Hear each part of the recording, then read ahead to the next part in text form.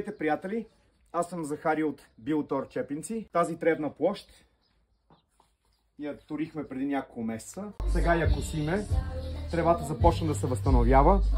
Почти всички петна изчезнаха. Елате да ви покажа с какво я натурихме.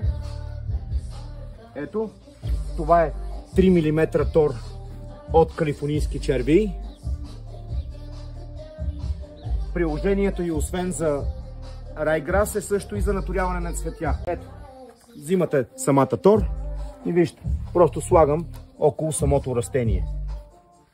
Мисля, че 2 шепи ще бъдат окей. Миналата седмица пак съм го наторявал. Ето, вижте тревата. Тревата беше изсъхнала, след като аерирахме преди една седмица. Сега косиме отново. Тревата е почти напълно възстановена.